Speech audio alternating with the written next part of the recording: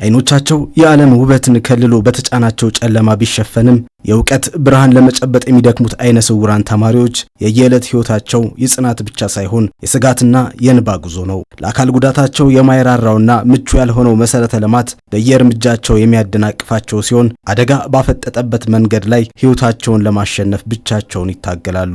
ከሁሉም በላይ ግን የማህበረሰቡ ትኩረትና ድጋፍ ማጣት አብሯቸው የሚኖር ረዳት አጥተው በብቸኝነትና በትዝብት ሲቀሩ ልባቸውን ከአይኖቻቸው ጨለማ በላይ ያደመዋል። በደብረ ታቦር ትኖር የነበረችው አለምነሽም ከነዚህ ችግሮች ማምለጥ ባለመቻሏ ተስፋ ቆርጣ በከባድ የህይወት ትግል ውስጥ ነበር የምትኖረው። እኔ ዛ ስኖር በጣም ተስፋ ቆርጬ ምናምን ነበር የምኖረው። የሚረዳኝም አልነበረም፣ እናትም አልነበረኝም።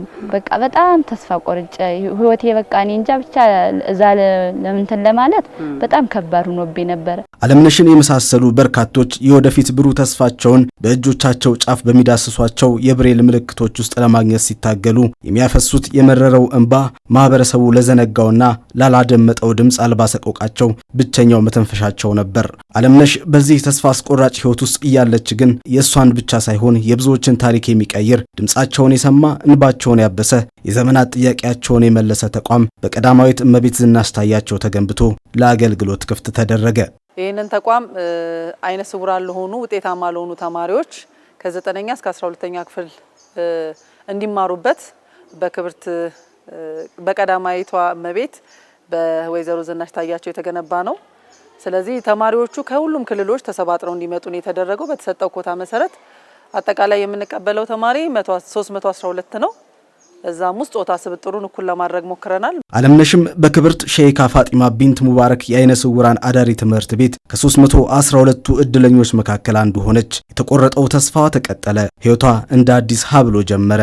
አሁን ስለ እርሷ ብቻ ሳይሆን ይህን እድል ስለሰጠቻት ሀገርም ማሰብ ጀመረች። እዚህ ስመጣ ግን ሁሉ ነገር በቃ እኔ እንጃ ከእውቀት ጀምሮ ብዙ ነገር ነው ያገኘው። ተስፋዬ እንዲለመን ለወደፊት ጠንክሬ እንድማር በቃ ለሀገሬ ራሱ ብዙ እንተናለ ብዬ ነው የምታስበው። በ50 ሺህ ካሬ ሜትር በሚሆን ስፍራ ላይ ያረፈው ይህ ትምህርት ቤት አይነ ስውራንን ታሳቢ ያደረገ የተሟላ መሰረተ ልማትን ይዟል። መማሪያ ክፍሎች አሉት። የአስተዳደር ሰራተኞች መኖሪያ ህንጻ አለው። የአስተዳደር ቢሮ አለው። የሴት ተማሪዎች መኝታ ዶርሚተሪዎች አሉት። የወንድ ተማሪዎች እንደዚሁ የመመገቢያ አዳራሽ፣ የምግብ ዝግጅት ኪችን፣ ወርክሾፖች አሉት። የኮምፒውተር ላቦራቶሪ፣ የብሬል ማተሚያ፣ ለአይነ ስውራን የሚያስፈልጉ ነገሮችን በሙሉ አጠቃሎ ይዟል። መንገድ ላይ ስንሄድ እግራችን ሴንስ ያደርጋል። እያወቅን የምንሄድበት ወደ ፈለግንበት ቦታ ጎራ ለማለትም ስንንቀሳቀስ እግራችን ምልክት ይጠቀማል። በቃ አካላችን ሴንስ ያድርጎ የምንሄድበት ሁኔታ ነው። ሌላኛው ደረጃ ምናምን ስንወጣ ብረቶች አሉ። ደረጃ ጎን ይዘን የምንሄደው የምንንቀሳቀሰው እንወርቃለን ብለን አንፈራም። ከዶርም ያንስቻው ለምሳሌ ክላስ ለማይድ ምንም አልቸገርም። ሰዎች እንደዚህ አምጡልኝ ወይም እንደዚህ ኬን መያዝም አይተበቅብኝ። ምክንያቱም ሁሉም ነገር የተመቸ ነው። ደረጃዋን ስወርድ አቃታለሁ። ለምሳሌ እኔ ዶርማ 2 ነው የነበርኩኝ። ዶርም 2 የት በየት አድርጌ እንደምሄድ መንገዷ ምልክቷን ወደ ክላስ ሳይድ የሆነች ምልክት አለችኝ። እሷን ይዤ ሄዳለሁ። ከካፌም ሳይድ ጓደኛ ብዙም አያስፈልገኝም። ያን ያክል አድርሱኝ አለለም። ላይብረሪም እንደዚያው ሲሄድ አያስፈልገኝ ምቹ ሁኔታን የተፈጠረልኝ። ለትምህርታቸው አጋዥ እንዲሆን ታስቦ የተገነባው ቤተ መጻሕፍትም የተሟላና በፈለጉት አማራጭ መጻሕፍትን እንዲያገኙ የሚያስችላቸው ነው። በተለይ ላይብረሪ ስንገባ ሁሉም ነገር ኮምፒውተር የተሟላ ነው። ስንፈልግ በስልካችን እናነባለን። ስንፈልግ ደግሞ ሁሉም ነገር በትምህርት ቢሮ ተጭኖልን ሪከርድ ተደርጎ በራሳችን እዛው ሄደን ተከፍቶልን በሄድፎን ማዳመጥ እንችላለን። ሁሉም ነገር የተሟላ ነው። በተለይ አሁን ስናነብኛ ደግሞ ስንዘጋጅ ላይብረሪ አካባቢ ጀምረን ብናይ በጣም ምቹ የሆነ ነገር ነው። እኛ ለማንበብ የሚያግዙ ነገሮች ያሟልቷል።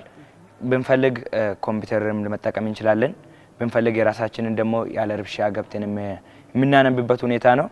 ላይብረሪያችን እንግዲህ ሁሉ ነገር የተሟላበትና የፈለግነው ማቴሪያልም ተቀምጦ ያለበት ነው። የትምህርት ቤቱ ቅጥር ግቢ በሙሉ አይነ ስውራን ተማሪዎችን ታሳቢ አድርጎ ተገንብቷል። ከዚህ በኋላ የሚጠበቀው የእነሱን ውጤታማነት ማየት ብቻ ነው። ይሄ የትም ቦታ ላይ ተንማናቀው በእርግጠኝነት ማንም ሰው ሲገባ ይሄ ኢትዮጵያ ውስጥ ነው ወይ ስኪል ድረስ ነው የግቢው እንትን ያለው። አጠቃላይ ደግሞ ምድረ ግቢውን የምታዩት ነገር ምድረ ግቢው በጣም ያማረ ነው። ምድረ ግቢው የአትክልቶቹ ግሪነሪዎቹ ምናም በጣም የተሻሉ ናቸው። ለይታም ከግቢ ውስጥ መውጣት እስከማትፈልጉ ድረስ ነው የሚይዛችሁና ለልጆቹ ጥሩ ምቹ ሁኔታ ተፈጥሮላቸዋል። በእርግጠኝነት ይሄን ሁሉ ኢንፍራስትራክቸሮች የወጡበትን እንትን ወደ ውጤት ለውጠው ደግሞ ልጆቹ መጨረሻ ላይ በውጤት ያኮሩናል ብለን ተስፋ እናደርጋለን ማለት ነው። በእርግጥም ተማሪዎቹ ጅምራቸው ተስፋ ሰጪ ነው። አሁን ሙሉ ትኩረታቸውን ትምህርታቸው ላይ አድርገው እየተማሩ ሲሆን እያገኙ ያሉት ውጤትም ከበፊቱ በእጅጉ እየተሻሻለ መጥቷል። ትኩረታችን አንድና አንድ ትምህርታችን ላይ ንባባችን ላይ ስለሆነ ነጥባችን እንዲሻሻል ከሁሉም በላይ ይሄ ላይ በጣም አግዞናል። እዛ ስመጣ 10ኛ ክፍል ከ70 በላይ ያመጣ ተማሪ ነው እዚህ መጣ ተብለን በውጤት ነው የመጣ ነው። እውነት ለመናገር 86 አምጥቼ ነው እዚህ የመጣሁት። ግን አሁን በአንደኛው ሴሚስተር 97 አምጥቼ አንደኛ ደረጃ ነው የወጣሁት። አሁን በቃ ለኢንትራንስ ስለሆነ እየተዘጋጀው ያለ በክላስ ባለው ነገር እንትን አላልኩኝም። ግን ቢሆንም አሁንም 97 ነጥብ ምናምን አምጥቼ ሁለተኛ ደረጃ ነው የወጣሁት።